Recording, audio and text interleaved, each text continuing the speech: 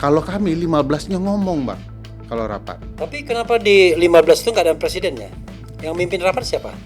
Ya, Gerakan kabinet bayangan lah. kabinet bayangan ya. Bukan, jangan gerakan. Ini orang bilang gerakan itu nanti makar lagi. Nggak mungkin kena Misi. makar. Misi. Tapi kalau makar nggak kena itu, Bang. Enggak. Kan ada 4 makar tuh, Bang. Ya. 191, 192, 193, 194 Kak. Ya. KUHP baru. Ya, jadi yang jelas cocok ini kayaknya Ferry Amsari sebagai Menteri Sekretaris Negara. Karena kalau Mensesnek ini harus segala urusan ini. Ya, orang-orang yang bantu saya sekolah tadi ya pasti bilang cocok, Bang.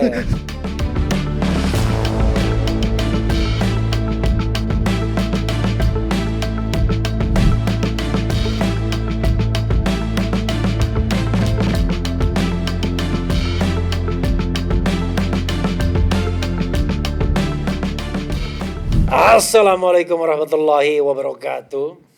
The one and the only, Ferry Amsari. Woi, the one and only. Luar biasa. Jadi langsung sahabat daerah sekalian ya. Jadi saya kedatangan Menteri Sekretaris Negara atau Sekretaris Negara, I don't know exactly. Pokoknya Menteri Sekretaris Negara atau Sekretaris Negara saja. Menteri Sekretaris Negara. Menteri Sekretaris Negara Kayangan, Kabinet Bayangan. Makasih Fer ya, udah datang. Sama-sama, Bang. Luar biasa, Anda makin hebat saja saya lihat. Siapa dulu dong, abang-abang aja. Okay. Jadi Ferry Amsari ini yang jelas waktu dia mau menyelesaikan S2 itu adalah partisipasi kita sedikit-sedikit. Semuanya. Refli Harun, Denny Indrayana, Saldi Isra, Irman Putra Sidin, Saldi Isra, semua. Fer, Ya, Bang. ini menarik ya. Saya panggil Farfer ini bukan karena saya merasa senior. Saya lebih tua. Memang senior. Bukan saya merasa senior, tapi saya lebih tua. Dulu bahkan sering dipaksa duduk nongkrong sampai malam. Jadi kabinet bayangan ini usianya minimal maksimal harus di bawah 50 tahun. Oh iya, Nah, usia anggotanya. Ya, karena itu udah pasti di bawah saya semua usianya. Junior ya semua. Pasti junior saya kan. Karena saya sudah unfortunately sudah lebih dari 55 tahun, alias 56 tahun.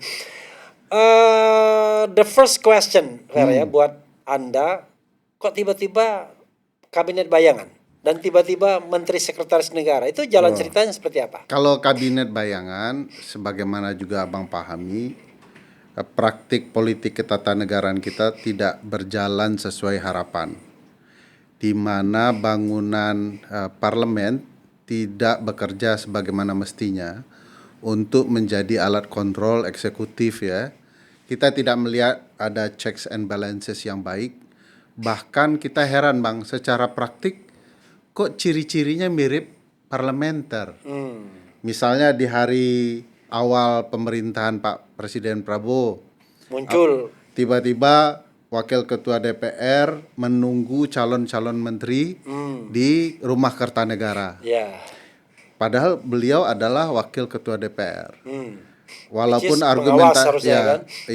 walaupun argumentasi beliau bahwa beliau adalah ketua harian partai. Yang sebenarnya tidak ada korelasinya dengan eksekutif power karena partai ya partai, karena selesai mereka menjabat partai sudah nomor 2 itu. Nah, tiba-tiba ada menteri melapor juga ke Wakil Ketua DPR.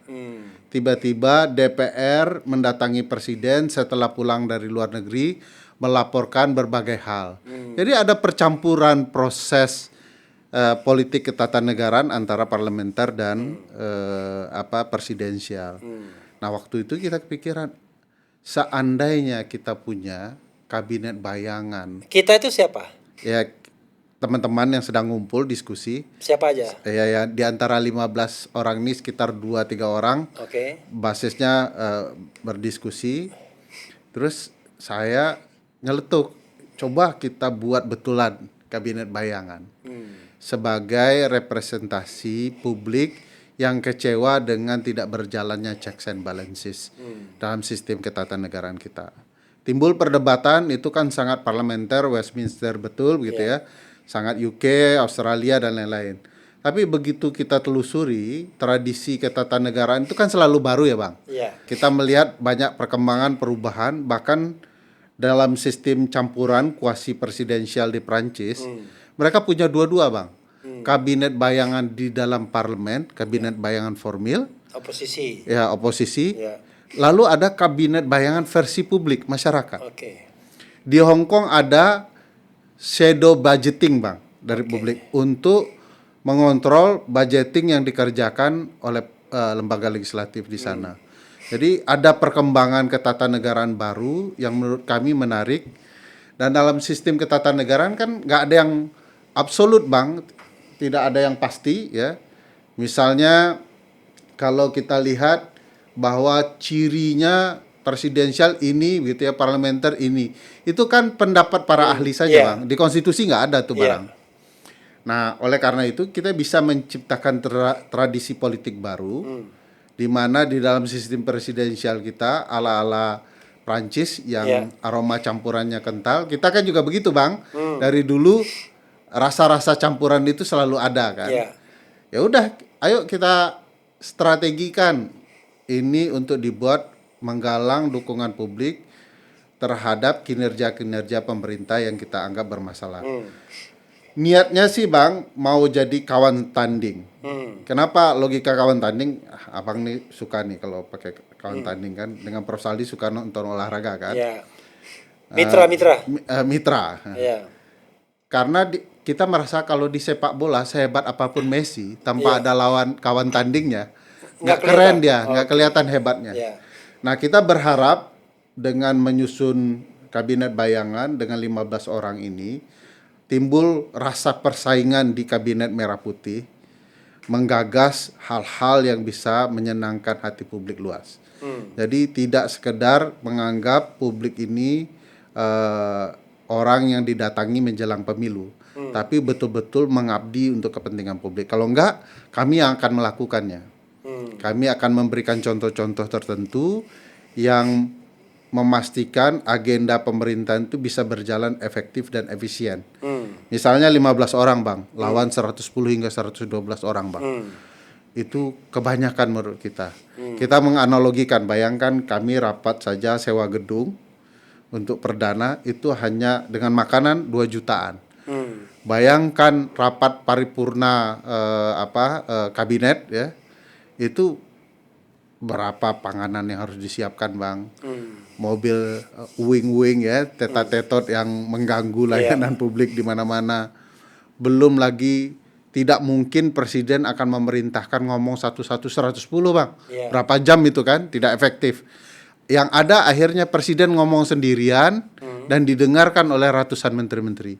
Kalau kami 15-nya ngomong bang, kalau rapat. Tapi kenapa di 15 itu nggak ada presidennya? Yang mimpin rapat siapa? Ya, kami sudah menduga kalau ada presiden bayangan, interpretasinya jadi liar, Bang. Jadi jangan sampai orang menduga kemana-mana, sehingga akhirnya pendekatan checks and balances yang ingin kami bangun akan disumirkan dengan isu mereka ini akan mendorong orang ini menjadi presiden 2029. Belum ke sana kita. Belum ke sana ya? Belum ke sana karena kita juga nggak tahu bang ke depan siapa tahu memang publik tidak nyaman lagi dengan pemerintahan, tiba-tiba ada calon-calon alternatif baru yang bagus menurut kami ya kenapa tidak, tetapi sejauh ini belum ke arah sana. Kami ingin memastikan agenda checks and balances terhadap pemerintah berjalan dengan benar dan baik. Ya jadi begitu bang, 15 orang berkumpul dengan dilakukan mekanisme seleksi dan masukan dari berbagai orang, lalu ada berburu talenta brilian yang diseleksi oleh 3 orang, Eri Riana Harja Pamengkas, Zainal Arifin Mokhtar, Bivitri Susanti. Makanya banyak perempuannya. Enggak, makanya perempuan itu memang dari dulu kita merasa ruang untuk perempuan bisa berkarya lebih di Republik harusnya juga diberikan, Bang. Dan ternyata perempuan-perempuan ini jago-jagoan semua di isu itu bang.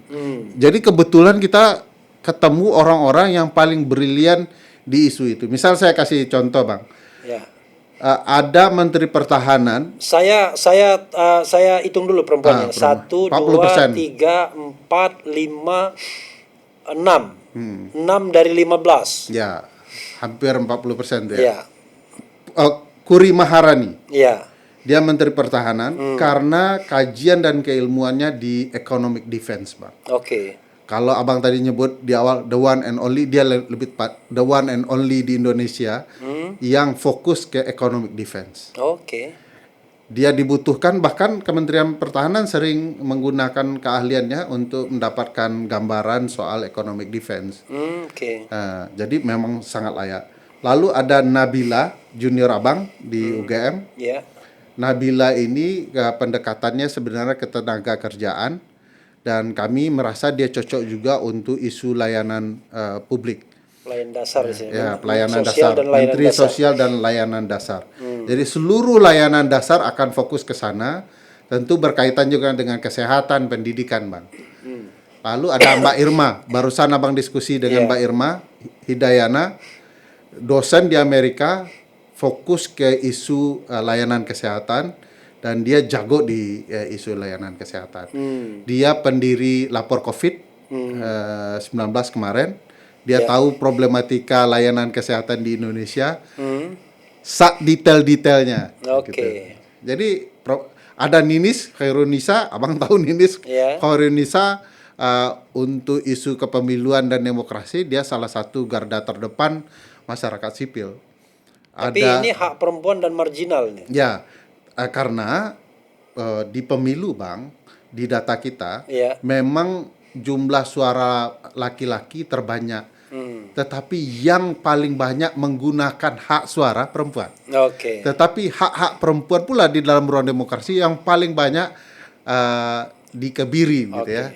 Nah, Ninis di dalam isu kepemiluan sering bicara hak perempuan dalam pemilihan dan korelasinya dengan kebijakan.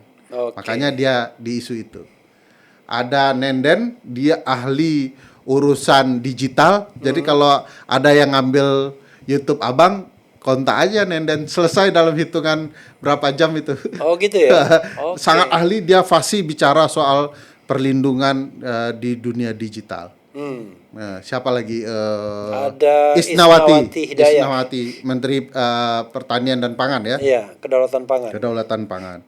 Isnawati itu sedang sekolah di Belanda soal isu itu, Bang. Jadi dia paham problematika, dan dia makanya kita siap tuh debat dengan Pak Menteri Amran Sulaiman soal data-data swasembada pangan yang Abang tahu enggak data swasembada pangan yang diumumkan Presiden di 7 Januari 2026? Iya. Beliau bantah sendiri di pidato kemarin.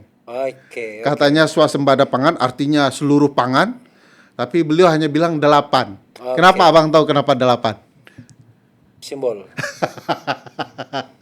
Tidak ada penjelasan angka data kenapa 8. Dan dia mengakui bahwa bawang kita belum, daging kita belum, gitu ya. Artinya kita belum layak swasembada pangan, tapi telah diumumkan swasembada pangan. Jadi yang jelas cocok ini kayaknya Ferry Amsari sebagai Menteri Sekretaris Negara. Karena kalau Mensesnek ini harus segala urusan ini. Ya, orang-orang yang bantu saya sekolah tadi ya pasti bilang cocok, Bang. Menteri ASU nih, atasi segala urusan. Oke. Tetapi saya tahu bahwa Anda adalah ahli hukum tata negara. Mayor Anda di bidang constitutional law. Tadi mungkin introduction soal pembentukan kabinet bayangan. Nah, saya ingin tanya justru current issues ya mengenai kenegaraan kita saat ini ya. Ada kesan ya, Anda membangun oposisi yang kuat terhadap pemerintahan Prabowo, benar nggak? Bukan kesan, memang iya. Iya, so why? Gitu. Ya, karena Abang bayangkan ya tadi peristiwanya percampuran politik ketatanegaraan yang terjadi itu tidak menyenangkan bagi orang-orang hukum tata negara kan. Karena kan kita menganut presidensial, gagasannya kekuasaan itu yang dipisah-pisahkan agar terjadi mekanisme checks and balances kan. Karena tidak terjadi sembraut dan segala macam, tidak ada peran legislatif untuk mengontrol eksekutif.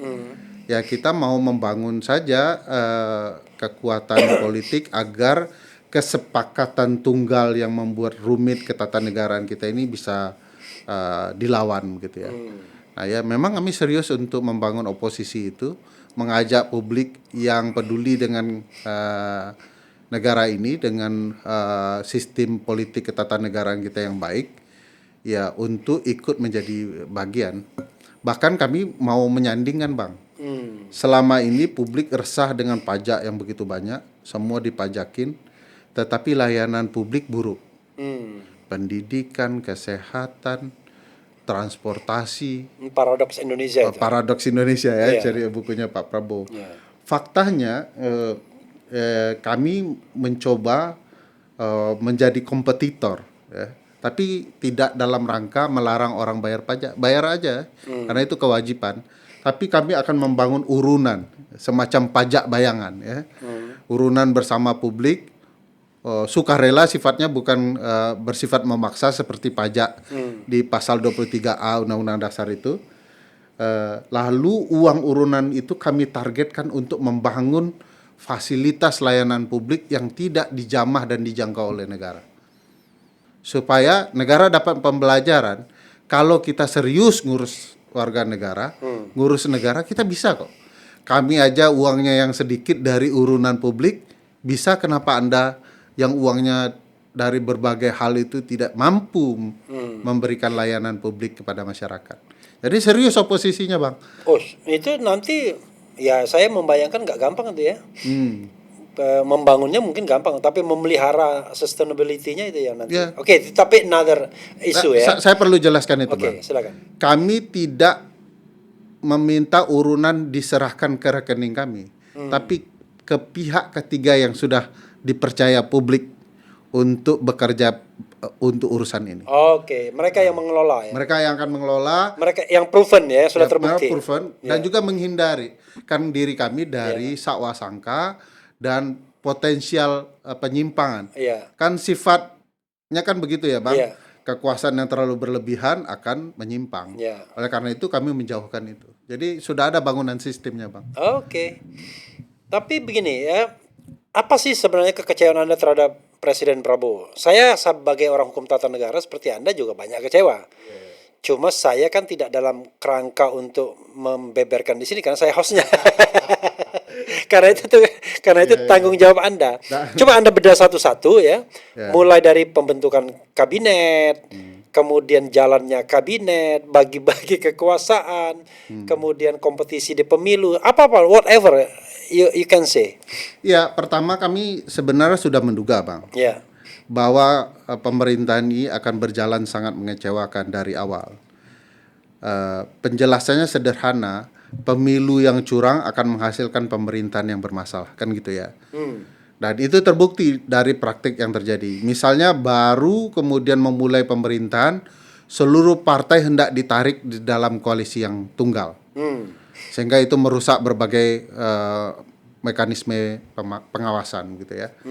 Lalu kita bisa lihat jumlah kabinet yang ratusan. Yang dari kemarin bilang bahwa Indonesia ini terlalu besar ya. Sehingga kemudian butuh kabinet yang ratusan. Ya, Amerika juga besar, Bang, 50 negara bagian gitu ya. Plus dengan ngurusin urusan negara orang lain kan. Menterinya rata-rata 15 hingga 21, Bang. Nah, kenapa alasan kita jadi 100 gitu ya? Ini kan sebenarnya ikatan politik yang tidak sehat sedari awal. Sehingga bangunan kabinetnya besar.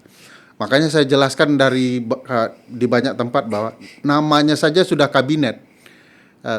Lemari kabinet kan, kamar kabinet kan, peristilahan ketatanegaranya. Kalau kabinet, kamar atau ruang kecil, ya pasti isinya sedikit, Bang. Ini isinya 110 gitu ya. Jadi bukan kabinet lagi sebenarnya dari asal namanya. Nah, dalam praktik juga begitu, terjadi karut-marut penyelenggaraan ketatanegaraan. Misalnya, Bang, setiap kebijakan Pak Prabowo yang monumental tidak dilakukan melalui perencanaan yang matang, tidak menggunakan undang-undang, dan eksekusinya buruk. Ambil contoh MBG. Tidak pakai perencanaan yang matang, tidak pakai undang-undang, dan eksekusinya buruk. Contoh? MBG itu nggak ada dasar hukumnya ya sama sekali? Nggak ada undang-undangnya, Bang. 365 triliun, Bang. Karena kekuasaan budgeting ada di legislatif berdasarkan pasal 20A gitu ya, Undang-Undang Dasar. Kan harusnya ini bersekongkol dalam bentuk undang-undang ya. Mereka bersepakat untuk membentuk undang-undang agar uang sebanyak itu bisa diawasi oleh pembuat anggaran, kan begitu kan? Bang, logikanya.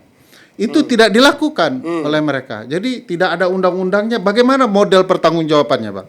Misalnya orang keracunan, Bang. Yeah. Apa pertanggungjawaban pidananya? Yeah. Apa pertanggungjawaban administrasinya? Kan melalui undang-undang, Bang. Ya. Ini tidak ada undang-undangnya, Bang. Bayangkan itu. Tidak ada planning. Kenapa tidak ada planning? Ya karena tidak ada naskah akademik. Tidak dirancang sedari awal. Pokoknya diturunkan dari kemauan Prabowo saja. Ya, melalui peraturan presiden dan pemerintah saja berbagai kebijakan itu. Kopdes Merah Putih, Bang. Data terbaru yang saya amati di Stranas Pemberantasan Korupsi, Stranas PK. Abang tahu nggak? Ada 16.734 kopdes di hutan, Bang. 20% dari kopdes itu ada di hutan. Barangkali untuk jaga harimau itu. Jadi ini kebijakan tidak matang, tidak terukur, anggarannya luar biasa. 240 triliun, Bang. Baru terpakai, konon kabarnya saya perhatikan ya. Ini data realnya kan mereka belum lambat sekali keluarnya. Tapi yang ada itu 7 triliun, Bang. Jadi 240 baru terpakai 7 triliun. Uangnya masih ada di akun perbankan Agrinas dan lain-lain. Nah, ini bagaimana pertanggungjawabannya, bagaimana pengelolaannya. Dan ini bukan koperasi, Bang. Kalau koperasi yang kita pahami dari anggota untuk anggota oleh anggota, ini negara pakai Agrinas, pakai militer untuk menjalankan koperasi. Ini bukan koperasi, Bang. Makanya Bima Yudhistira, Menteri Keuangan bilang, ini bukan Menteri Keuangan Kabinet Bayangan bilang, ini bukan konsep sosialisme, ini fasisme. Jadi kami mempertanyakan gagasan-gagasan. Bentar, saya introduksi sedikit. Kalau nyela sedikit. Kalau orang Minang biasa begitu bilang. Mekanisme bilang dia mekanisme. Nah, itu kayak Saldi Islam. Fasisme dia bilang fasisme. Dan dari dulu Abang menertawakan lidah itu kan. Ya, silakan. Nah, hampir goyang mental saya. Ya, silakan. Nah, itu bisa dilihat, Bang. Hari ini sebenarnya fasisme terjadi dibalut dengan topeng sosialisme. Topeng sosialisme. Don't go anywhere. Break dulu kita.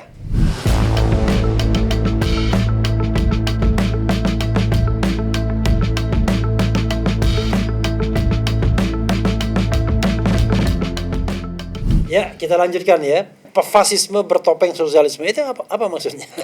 Ya. Tapi introduction juga orang kan memuji Prabowo ini punya pemikiran garis sosialisme.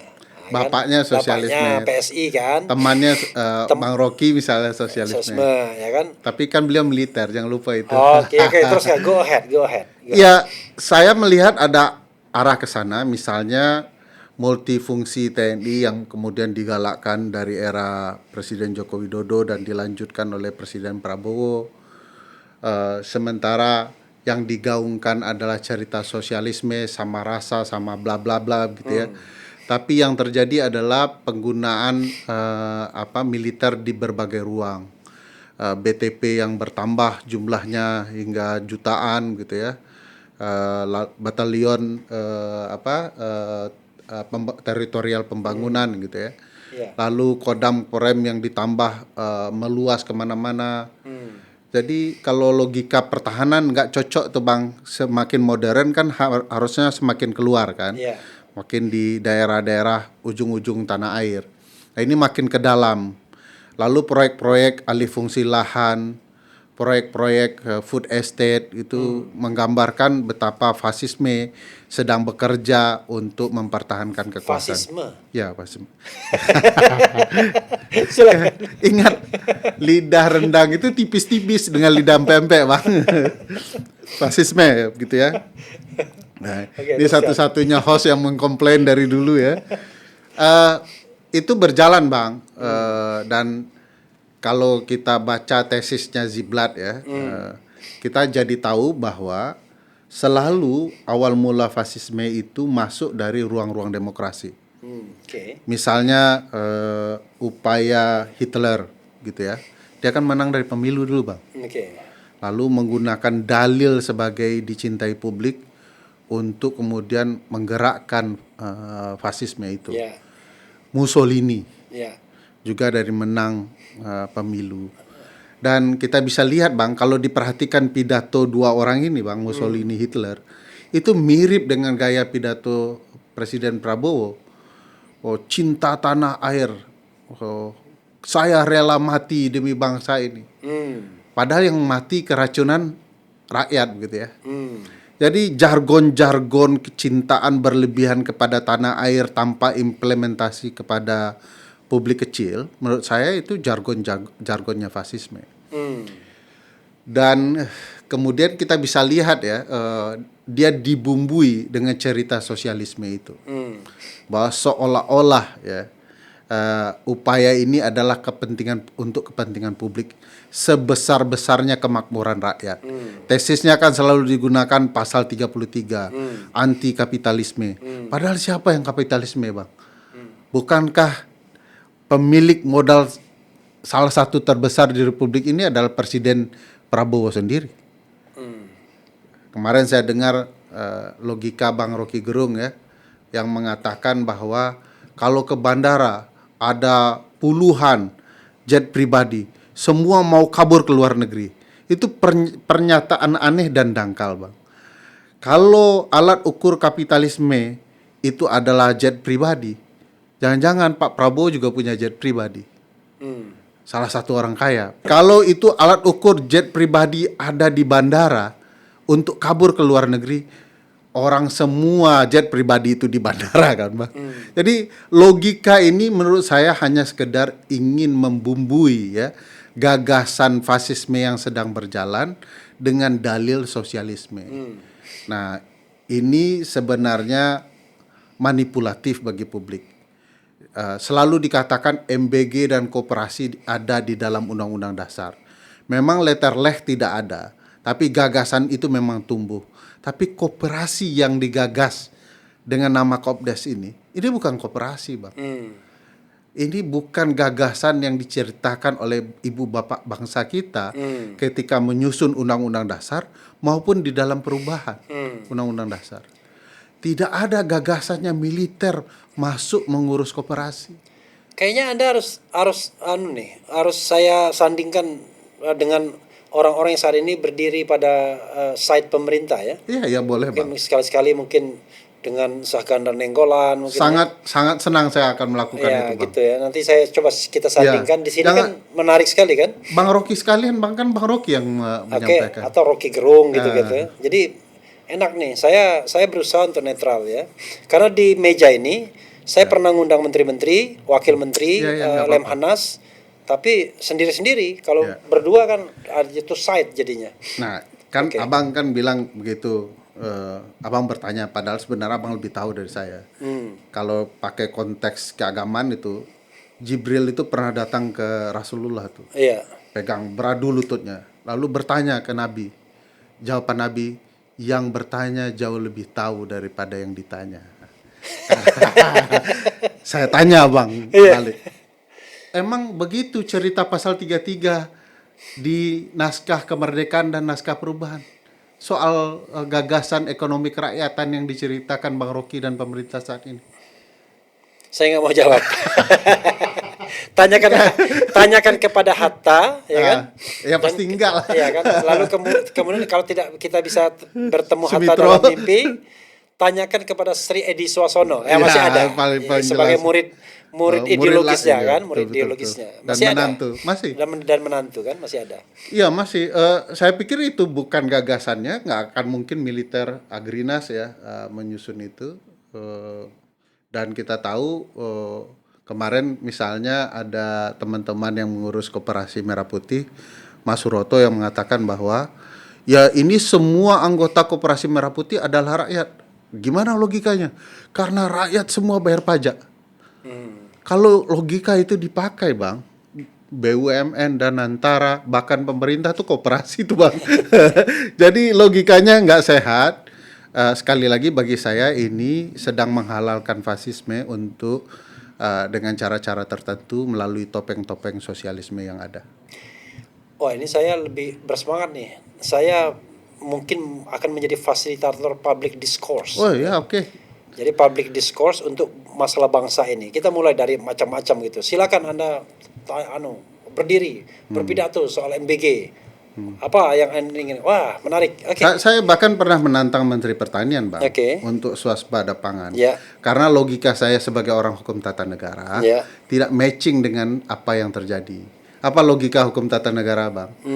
Antara instruksi presiden yang dikeluarkan dengan waktu pengumuman swasembada pangan itu tidak masuk akal, Bang. Asih. Jadi kalau Abang mau mengadakan public discourse, Ya. mengumpulkan orang-orang dengan argumentasi masing-masing agar publik bisa tercerahkan, wah saya dan teman-teman di Kabinet Bayangan sangat dengan siap. senang hati. Ya, Oke. tapi jangan Abang hadap-hadapkan dengan buzzer. Oh, enggak Capek dong. kita. Enggak dong.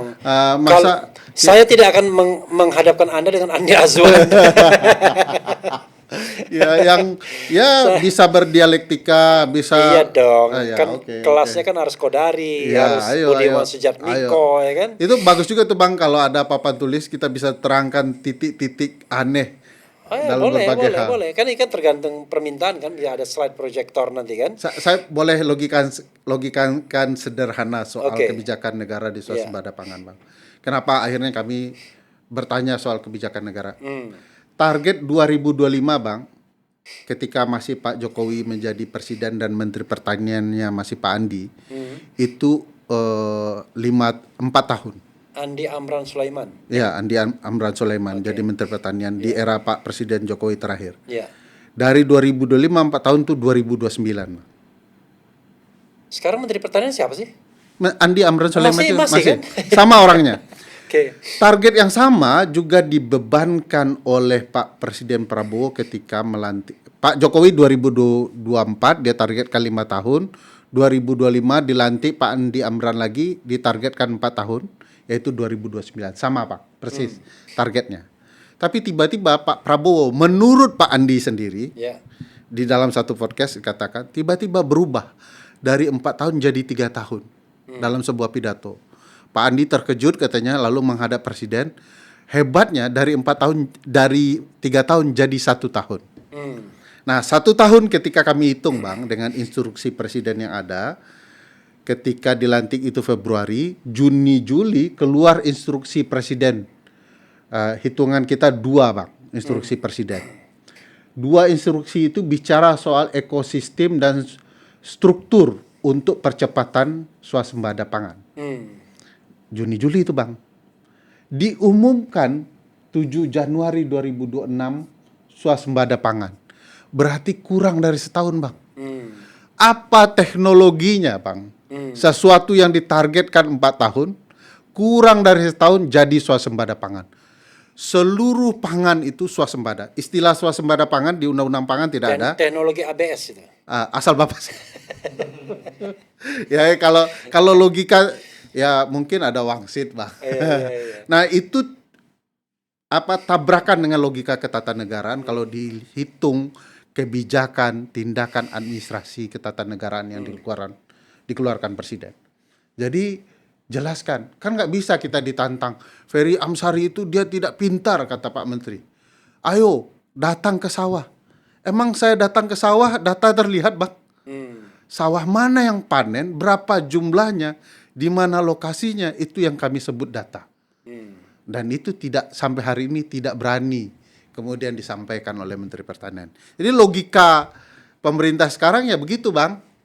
Tiba-tiba sekarang ambulan terbang, dokter terbang ya, untuk mencegah kematian ibu dan anak di lokasi-lokasi 3T.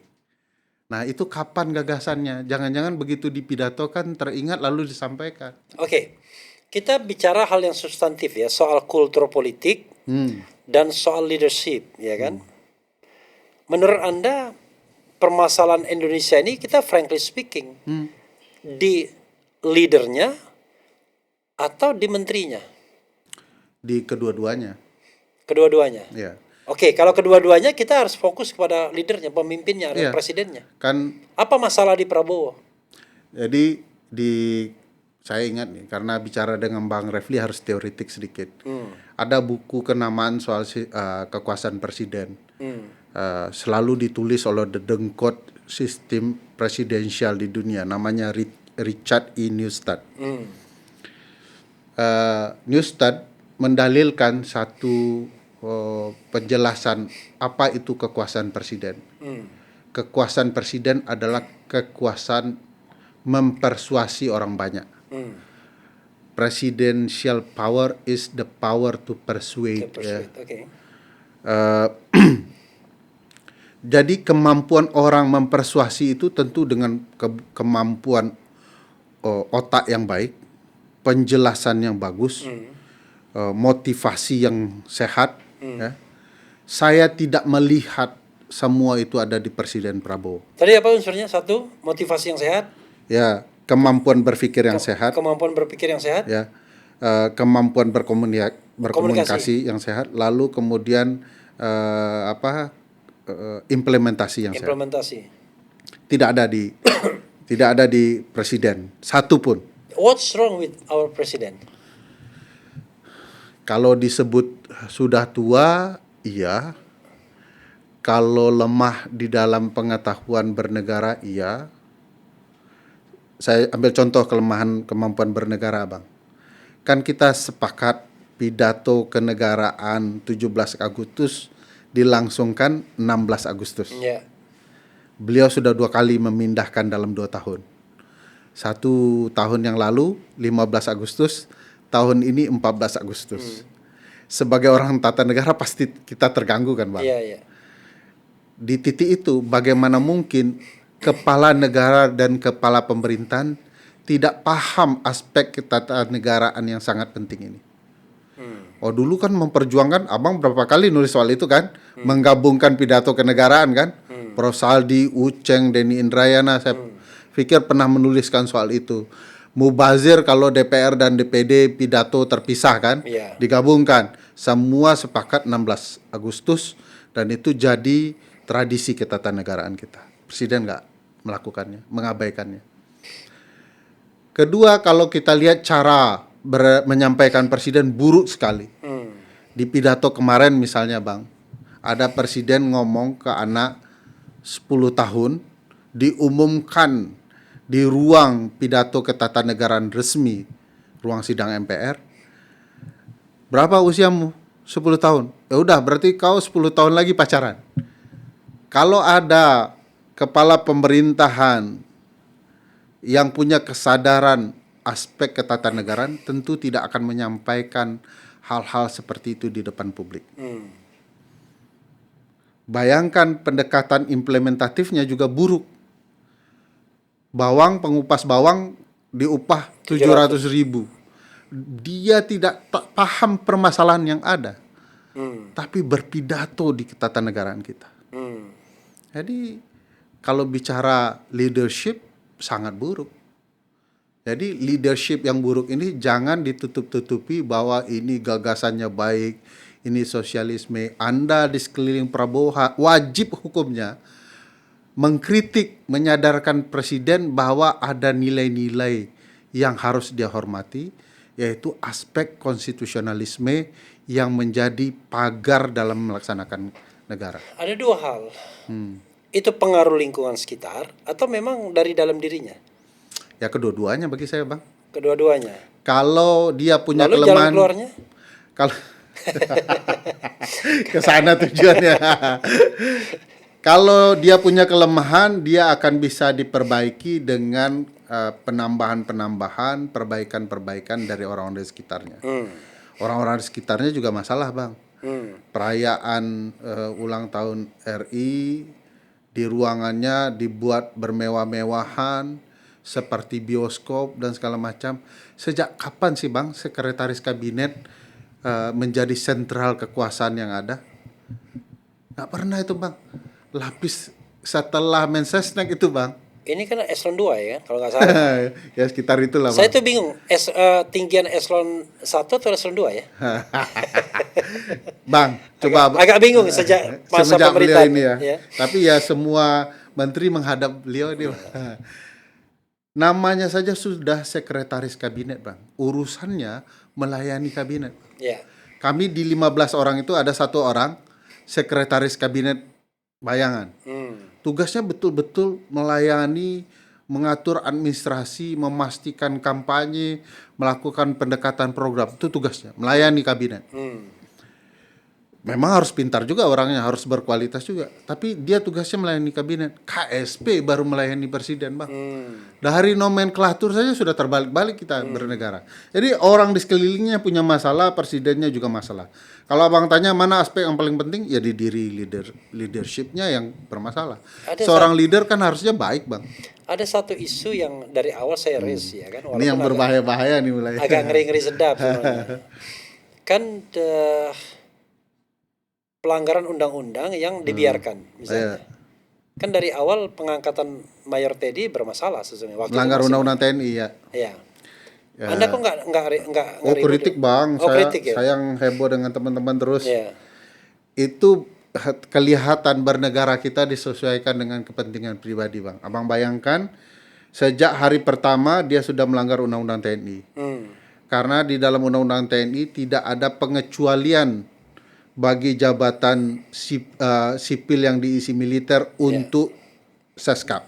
Iya, jabatan politik lah. Ya. Political appointee. Jadi tidak boleh militer masuk ke sana. Ya, yang political Pasal appointee. 9 kalau saya tidak salah kan ada pengecualian-pengecualian. Ya. Adalah Sesmilpres yang dikecualikan. Ya. Ketika orang kritik dari hari pertama melanggar undang-undang TNI yang berarti melanggar konstitusi karena melabrak undang-undang gitu ya. Keluarkanlah peraturan presiden yang menyebutkan bahwa Seskap berada di bawah Sesmilpres, Sekretaris Militer Presiden, untuk menjelaskan bahwa Seskap ini cocok. Coba Abang bayangkan kalau Seskap adalah bagian dari Sekretaris Militer Presiden yang melayani kabinet. Artinya kabinet berada di bawah konsep Sesmilpres, Bang. Kurang militeristik apalagi itu, Bang. Iya. Begitu heboh diubahlah undang-undang TNI untuk membenarkan bahwa Seskap boleh diisi militer.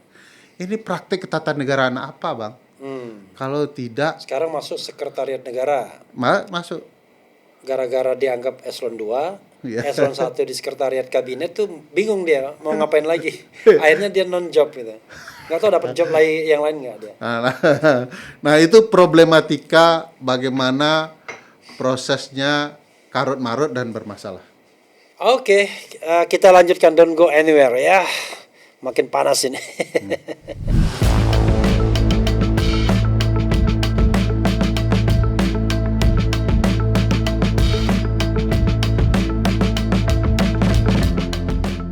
Begini, saya termasuk orang yang sangat pesimis ya, bahwa kita bisa menghasilkan pemimpin yang baik. Makanya waktu itu saya selalu mengatakan begini, pemilu kita itu mungkin pemilu comberan, dan saya yakin tetap akan menjadi pemilu comberan sebelum Pilpres 2024 atau Pileg 2024. Tetapi saya berharap dalam pemilu yang comberan itu kemudian muncul an enlightened leader, jadi pemimpin yang tercerahkan. Walaupun dalam statement yang lain saya mengatakan tidak mungkin rasanya pemimpin yang memperoleh kepemimpinan atau kekuasaan dengan cara curang bisa amanah. Jadi saya seperti membentur-benturkan cara berpikirnya. Tapi pertanyaan kepada Anda, dengan kabinet bayangan Anda ya, gimana caranya membuat pemilu kita ini jujur dan adil, walaupun baru teori, kasih syaratnya, lalu nanti diharapkan ada yang namanya free and fair competition untuk terpilihnya pemimpin yang betul-betul bisa menang dengan cara yang beradab dan dengan cara yang tidak curang. Silakan. Ada dua yang kami sampaikan perlu dibenahi di dalam sistem kepemiluan dan partai politik kita. Satu, partai politiknya dibenahi, Bang. Kami tidak percaya bahwa Indonesia punya partai politik sebagaimana teori partai politik. Yang ada adalah perusahaan keluarga yang kita beri nama partai kan. CEO-nya turun-menurun ya. Tidak ada suara kader, daulat kader. Political party enterprise. Enterprise. Wah, itu bahasanya jadi indah. Ini perlu diperbaiki. Pembatasan masa jabatan ketua partai 2 periode. Proses kandidasi yang berjenjang ya. Tidak boleh orang karena dia kaya baru masuk partai tertentu langsung mencalonkan. baru jadi masuk jadi ketua harian gitu ya. Tidak cocok. Kedua yang perlu kemudian dibenahi adalah penyelenggara pemilu kita. Tidak mungkin penyelenggaraan bisa baik kalau penyelenggaranya bermasalah. Abang lihat penyelenggara kita, sewa jet pribadi, sewa helikopter, punya 3 kendaraan mewah per 1 orang anggota komisioner, punya rumah dinas, punya apartemen dinas. Kemudian terjadi kekerasan seksual dari pusat hingga daerah yang melibatkan penyelenggara. Jadi mereka menggunakan jabatannya untuk memuaskan nafsu mereka. Bagaimana kita bisa menyelenggarakan pemilu yang baik, Bang? Jadi sumber masuknya kekuasaan berupa partai politik ternyata diisi dengan bukan partai politik. Abang ingat peristiwa bagaimana pemilu sudah dilaksanakan, tetapi kemudian orang yang terpilih dipecat, lalu diganti dengan pilihan partai politik. Banyak sekali, Bang. Saya mengulang-ulang, ada Mbak Mulan Jamila di 2019 kan yang terkenal itu. Beliau itu urutan keempat, Bang. 3 dipecat oleh Pak Prabowo agar beliau bisa duduk di hari pertama untuk mengikuti sumpah. Untuk apa kita berpemilu dengan konsep begini, Bang? Jadi ini 2 hal ini, selain yang lain tentu banyak ceritanya, tapi ini core isu yang perlu diubah. Di 98, Bang, kita mengubah banyak hal, membentuk berbagai lembaga baru, tapi kan sistem kepartaian tidak kita ubah. Sekarang undang-undang partai itu undang-undang 2 2008, 2 2011. Sudah 15 tahun tidak mengalami perubahan. 3 pemilu begitu ya. Nah, ini tidak akan mengantarkan kita ke berbagai perbaikan kalau partai politik bermasalah, kalau penyelenggaranya tidak independen. Abang kan bisa tahu banyak peristiwa kasus-kasus ya. Kasus menjelang pemilu kemarin, ada ketua umum KPU jalan dengan ketua umum partai kemana-mana, berdua. Jadi bagi saya bagaimana mungkin kita menghasilkan pemilu yang berkualitas kalau penyelenggaraannya bermasalah. Jadi ini 2 penting sekali. Sampai hari ini abang jangan lupa undang-undang pemilu pun tidak dibahas. Oke, tapi ada masalah. Anda mengatakan bagaimana kita melakukan perbaikan di political party, ya kan, di partai politik. Salah satu rekomendasi Anda adalah jabatan ketua umum partai itu 2 periode saja. Oke. Saya sudah pastikan bahwa semua partai akan menolak itu. Padahal mereka lah pemegang palunya. Bahkan presiden sekalipun akan menolak itu, kan dia juga pemegang palunya. Oke. Anda mau bergerak dari mana? Itu satu. Kita kan real kan harus kan. Yang kedua, pemilihan anggota KPU dilakukan oleh partai. Selalu bias orang memilihnya atau pihak yang memilihnya. Kalau yang memilihnya DPR, bias partai politik. Kalau yang memilihnya presiden, ya bias presiden. Lagi-lagi gimana kita menjawab 2 hal itu? Oke, yang pertama dulu political party reform. Pertama, tanpa abang sadari sebagai junior abang, saya sudah bergerak melakukan advokasi perubahan partai politik ini sudah 16 tahun saya, Bang. Dari awal menyusun sama teman-teman paket undang-undang partai politik. Dan abang benar, tidak ada ketua partai yang mau. Dan tidak ada anggota partai politik yang berani menyampaikan. Ya gimana, Bang? Siapa anggota Partai Gerindra bilang ke Pak Prabowo dalam pidato kemarin?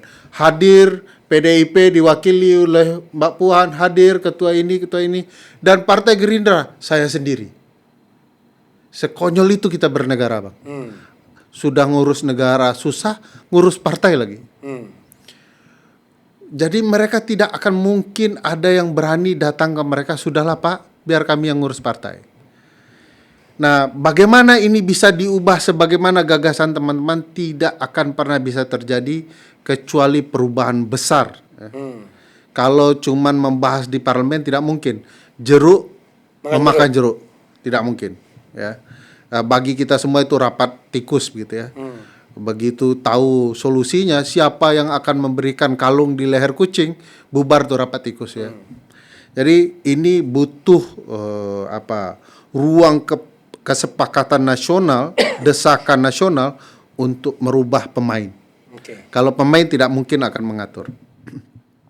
Nah, kita punya bahkan menunggu momen yang perlu untuk melakukan perubahan ini.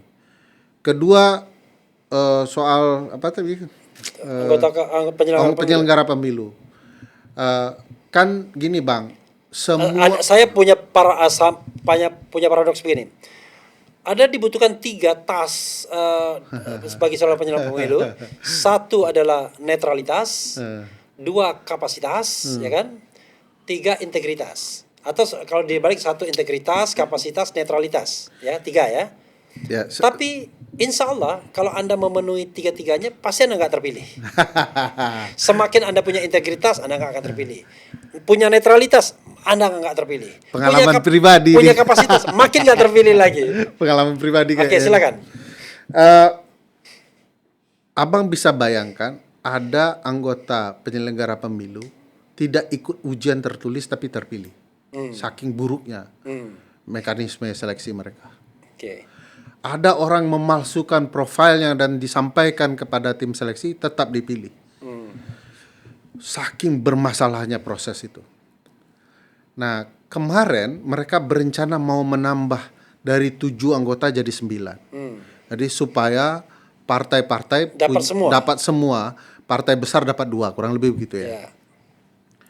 Dan itu yang menyebabkan akhirnya penyelenggaraan pemilu berdasarkan kepentingan partai-partai yang ada.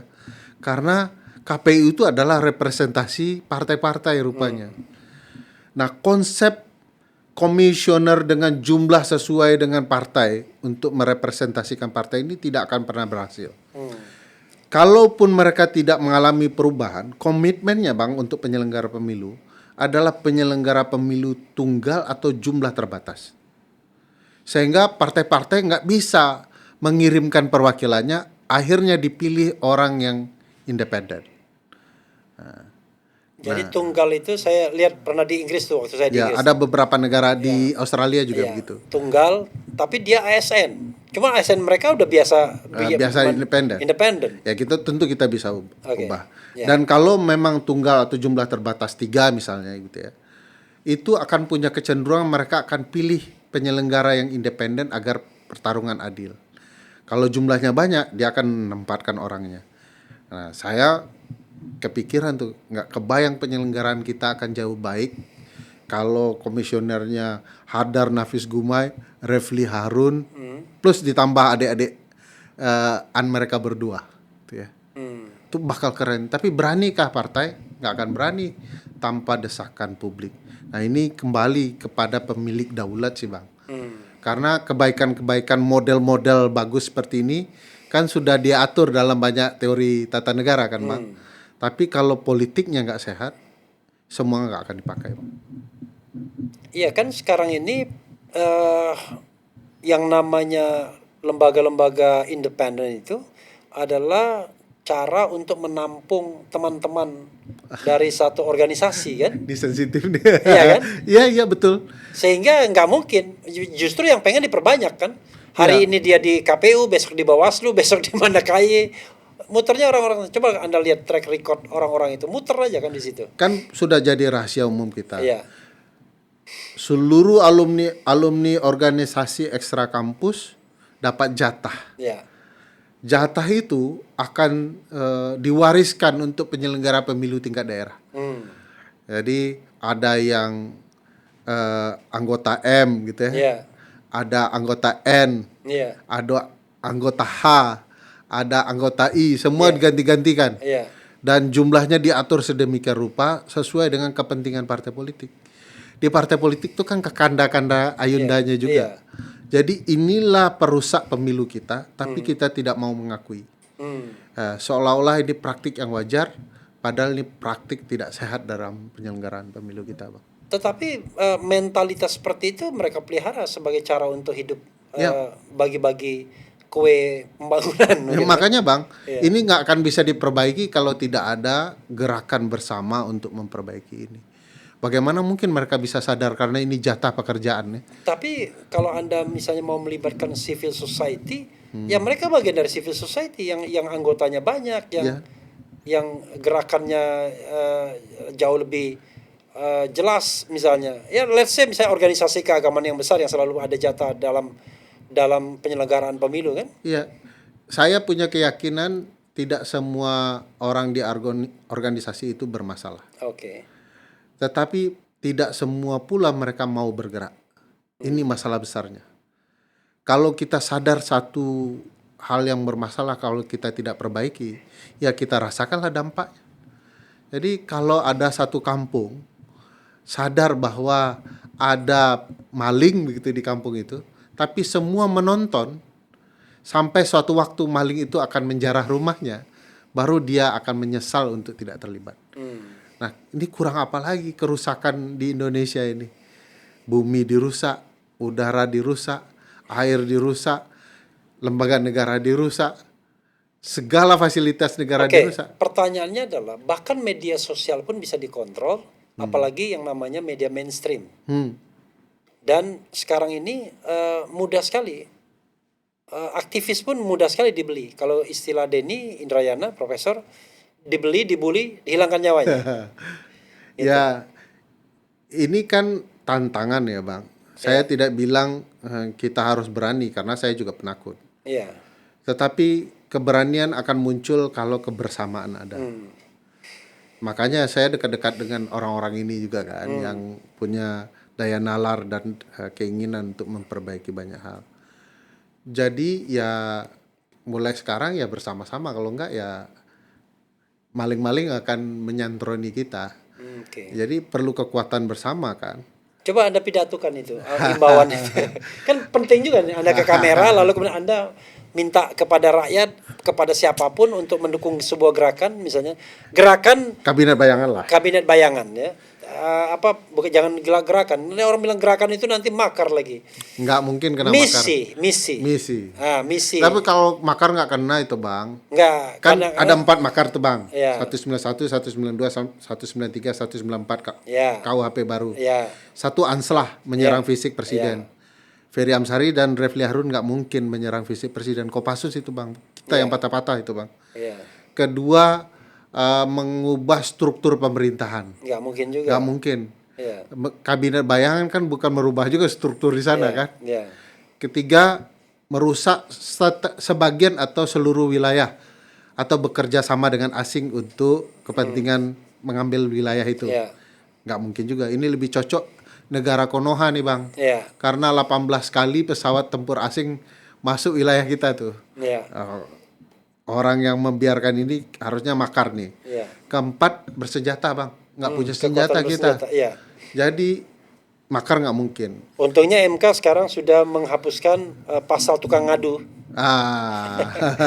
Sebentar kalau kita ngeritik, tiba-tiba ada tukang ngadu. Pihak ketiga tukang ngadunya ya. Ya, tukang ngadu dia yang mengatakan cinta tanah air lah, inilah itulah, bahwa Ferry Amsari sudah Anda kan sudah dilaporkan kan kalau salah? Ya, 6 laporan.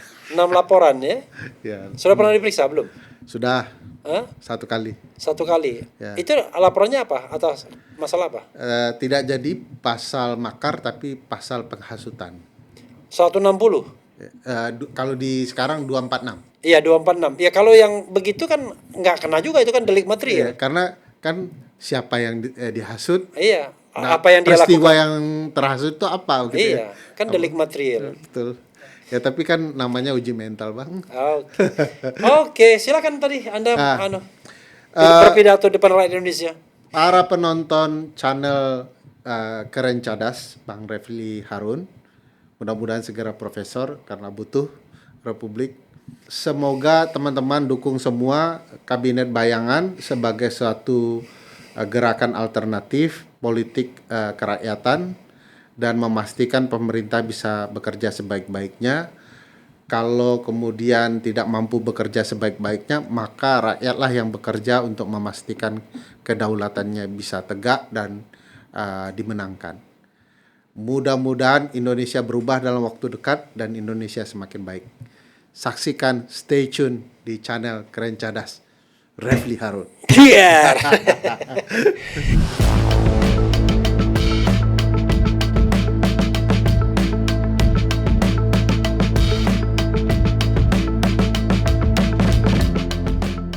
Jadi yang jadi masalah begini, kalau memang masalahnya di pemimpinnya, kan nggak ada obatnya.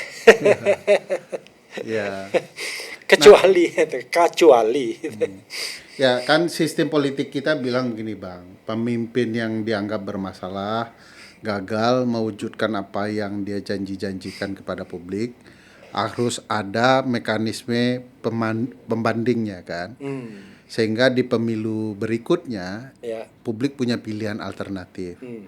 Tapi ini kan semua dirusak.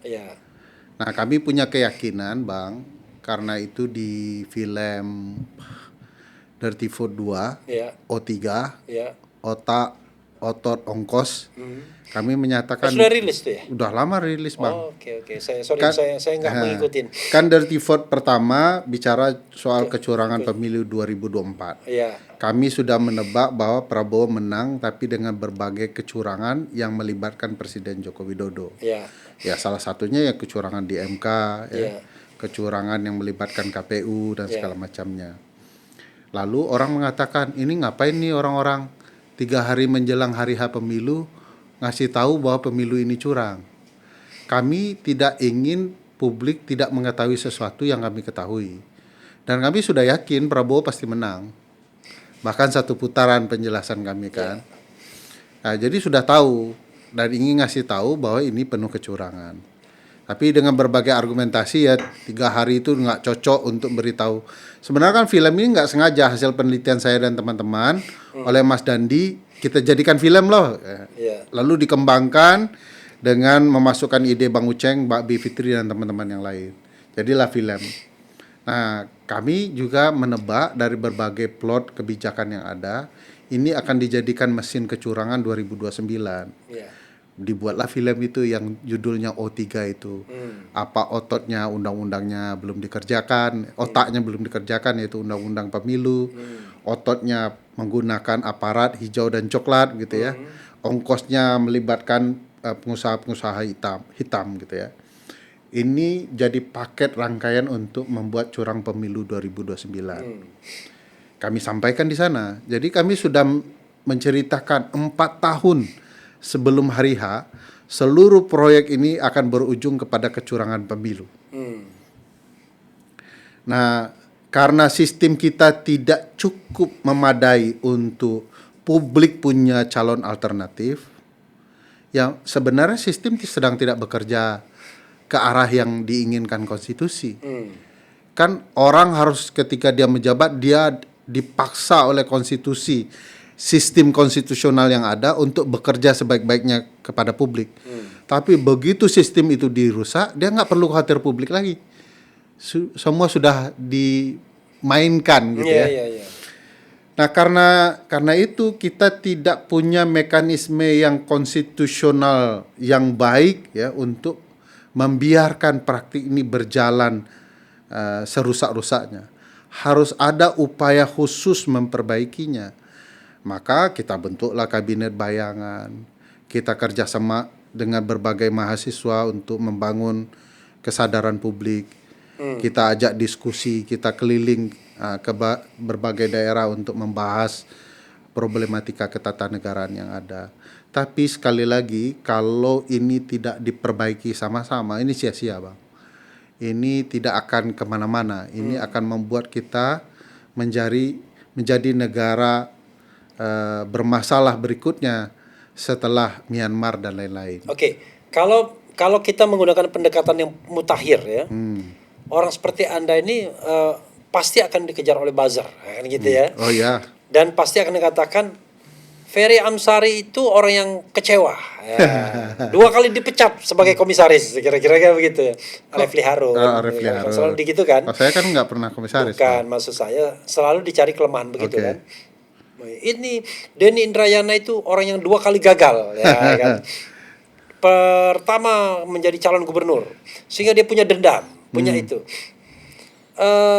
Sejauh ini sudah ada serangan buzzer ke Anda?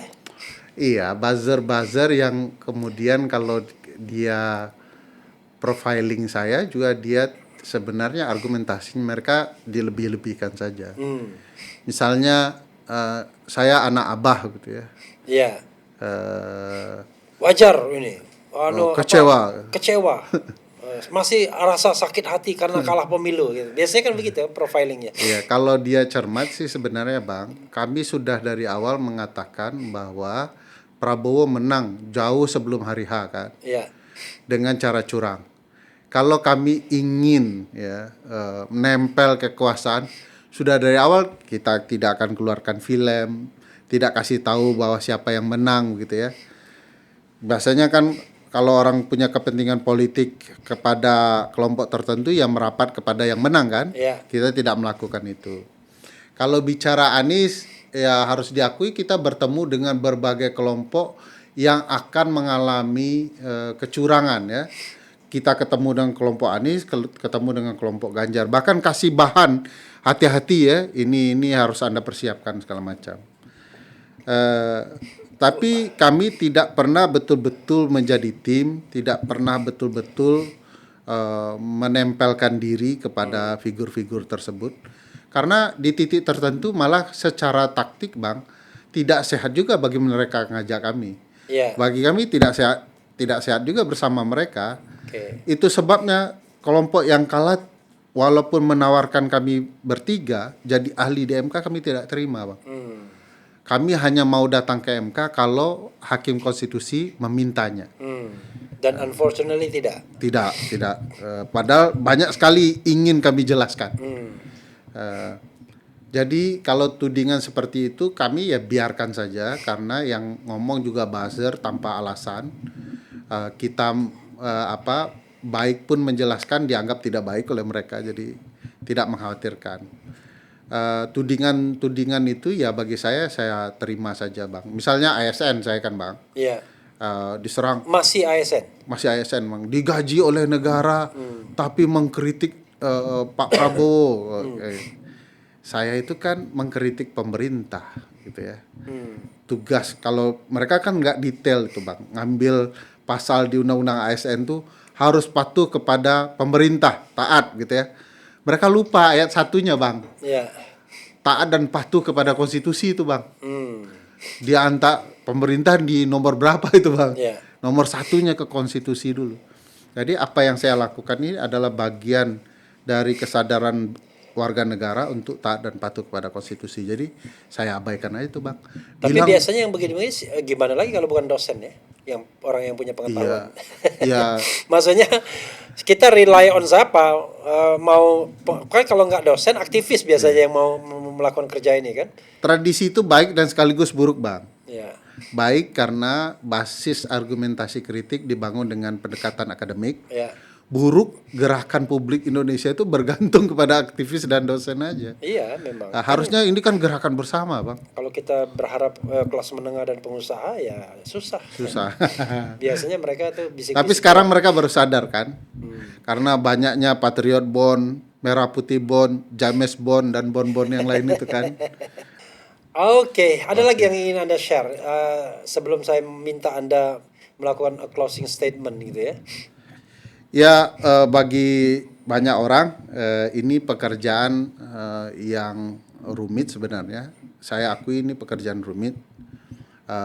Membangun kesadaran konstitusional. Makanya saya lihat Anda makin kurus saja. Ya ini gara-gara tidur tidak sehat diajak Bang Refli ya. Jadi perlu bersama nih gerakan Bang. Gerakan ini tidak akan bisa mengantarkan kita ke negara yang lebih baik. Saya percaya Indonesia itu hebat Bang. Saya pernah sampaikan pernyataan ini. Indonesia itu saking hebatnya, 17.000 pulau, 19.000 pulau, tapi sudah berusia 81 tahun. Itu luar biasa. Negara archipelago terbesar di dunia. Ratusan suku, budaya, tapi bisa bersatu, bahasa bersatu. Jadi kita punya modal luar biasa. Kenapa kita masih berkutat ke masalah yang lain? Karena ada sekelompok orang yang minoritas tapi mengendalikan banyak hal. Nah ini orang-orang tidak sehat bagi negara, harus diperbaiki. Hobinya hura-hura ya. Perayaan di mana-mana berlebihan tapi tidak memperhatikan kesusahan orang. NTT Bang baru bencana. Harusnya perayaan kemerdekaan kita jauh lebih sederhana. Untuk menghormati saudara-saudara kita di sana. Tapi enggak, karena hobi karnaval ya. Dan menurut saya kebiasaan-kebiasaan tradisi kaum borjuis di Prancis itu jangan dibawa ke Indonesia lah. Jadikanlah Indonesia seutuhnya untuk perbaikan banyak hal. Dan kami butuh Refli Harun. Tiba-tiba saya tergelitik ya. Tergelitik satu hal, yaitu mengenai kehadiran mantan presiden atau presiden periode keberapa dalam perayaan kemerdekaan kita atau dalam upacara 17 Agustus ini. Kita tahu yang hadir cuma Presiden Jokowi, yang salah satu fotonya dia ada duduk di samping Prabowo sebelah kanan dan sebelah kirinya Mas Gibran. Gibran ya, saya tidak pernah mau panggil Mas ya. Pokoknya Gibran gitu ya.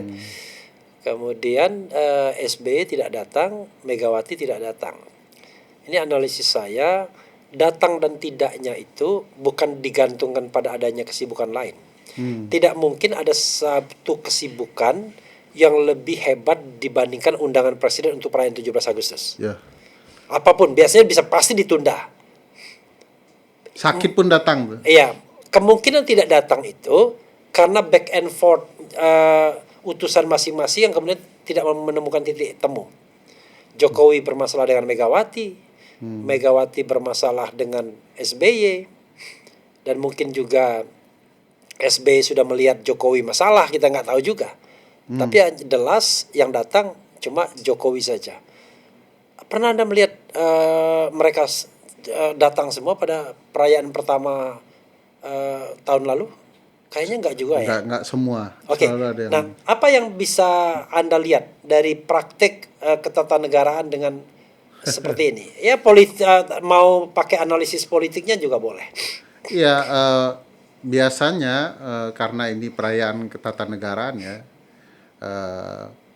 presiden yang sedang berkuasa melakukan pendekatan personal kan. Saya yakin pendekatan personal itu tidak bertemu dengan presiden-presiden yang lain ya. Apalagi sedang bencana dan orang heboh kan. Yeah. Dengan bencana, saya belum melihat ada keinginan presiden secepat mungkin berkunjung ke lokasi bencana. Karena mungkin ya ada bencana susulan juga. Tetapi sepertinya komunikasi tidak bertemu. Agak sulit mempertemukan Bu Mega dan Pak SBY, konon kabarnya begitu kan. Apalagi bertemunya Pak Jokowi dan Bu Mega itu akan sulit sekali. Dan di perayaan itu kan terlihat mereka selfie gitu ya. Dan saya tidak yakin kita akan bertemu satu momen mantan-mantan presiden kita dan presiden yang berkuasa selfie bersama lengkap gitu ya. Itu hanya ada di kafe-kafe kan. Jadi ini memang ada kemungkinan banyak hal secara politis dan ada kelemahan besar bagi Pak Prabowo dalam hal merangkul mantan presiden yang masih hidup. Padahal saya lihat sehat-sehat saja. Beberapa hari yang lalu Bu Presiden Mega kan pidato berapi-api. Lalu Pak Presiden SBY kemudian menitipkan pesan kenapa tidak hadir kan. Artinya kalau dilihat sih sebenarnya siapa sih yang tidak merasa dihargai kalau ditelepon presiden yang berkuasa kan Mas. Mohon kedatangannya Bu Presiden, Pak Presiden. Saya butuh kehadiran Anda untuk membangun satu cakrawala agar kita bisa secara hidup ketatanegaraan dilihat orang akur-akur gitu ya. Saya pikir kalau caranya begitu ya selesai. Tapi mungkin karena Pak Jokowi sedang butuh Pak Prabowo ya, beliau yang sendiri yang datang gitu. Oke, Pak Jokowi butuh Pak Prabowo kan, atau Pak Prabowo butuh Jokowi ya, atau kedua-duanya saling membutuhkan ya. Karena kata bocor halus kan relasi sedang sedikit bermasalah gitu ya. Oke. Tapi saya kemudian tergoda lagi untuk nanya, yaitu gerakan Denny Indrayana. Ya, yang Kan adik abang, kenapa tanya ke saya? ya, tapi saya tanya kaitannya dengan kabinet bayangan. Oke. Ini harus public disclaimer. Apakah kabinet bayangan ini ikut-ikutan juga gerakan menjatuhkan Gibran dalam tanda kutip ya? Atau gerakan kan ujung-ujungnya kalau dia tidak berhasil menunjukkan ijazah SMA-nya mundur dong. Ada juga GMKR, gerakan mengembalikan kedaulatan rakyat, yang juga punya misi ke sana. Ada juga gerakan forum purnawirawan TNI misalnya, yang juga sangat sangat vokal untuk bagaimana Gibran harus dimakzulkan. Kabinet bayangan ikut menari di antara itu gendang itu. Saya tidak bawa kabinet bayangan, kami belum rapat di isu itu. Tapi kalau abang ingat, dari awal kami sudah menyatakan pencalonan Gibran tidak sah secara konstitusi. Oke. Yang itu maknanya jabatan ini dia tidak sah. From the beginning ya. Saya dan beberapa teman-teman juga sudah pernah menyampaikan bahwa kalau konsep impeachment itu tidak satu-satu, bisa juga dua-duanya. Kalau kedua-duanya punya masalah. Untuk menjelaskan bahwa kami tidak punya kepentingan untuk menilai seseorang karena kebencian, tapi pendekatannya sangat konstitusional. Saya bisa memaklumi di titik tertentu perasaan Prof. Denny untuk mengungkapkan kasus ini. Walaupun ide sayembara itu saya juga bingung itu munculnya kapan. Nah, kalau orang mengaitkan saya dengan Prof. Denny, perlu dikasih catatan kembali ke diskusi kita di awal. Ini orang-orang HTN Angkatan Abang itu dari dulu saya dekat, guru-guru bagi saya. Ya, secara moral saya punya hutang material kan untuk sekolah. Jadi kalau orang bilang saya dekat dengan Refli, iya, dekat dengan Denny, iya, dengan Uceng, iya, dengan Saldi, iya. Tapi ingat saya Bang, kalau ini mungkin tidak santun atau salah, mohon diperbaiki. Ini orang-orang senior ini tidak pernah melarang saya berbeda pandangan dengan senior-senior, setahu saya. Kalau abang kan pernah kan kita debat, diskusi dengan Prof. Denny juga pernah begitu. Ada marah, ada emosi, ini anak kecil sok tahu gitu ya. Tapi saya merasa tidak pernah dilarang oleh orang-orang ini untuk berbeda, bahkan berdebat luar biasa dalam forum mereka biarkan. Jadi aneh juga kalau orang-orang tidak tahu sejarah kita. Kita ini dekat, memang dekat. Kalau makan kan kami termasuk yang diuntungkan kan, karena diantara ini juga yang akan traktir kami gitu ya. Jadi kalau ada kedekatan dengan Prof. Denny, dengan Bang Uceng, dengan Bang Refli, dengan Bang Irman. Nih Bang Irman sudah lama tidak ketemu ya. Ini dulu beliau bilang, kau mau jadi ahli hukum tata negara. Tapi menghilang. Dengan banyak geng inilah kelompok ini.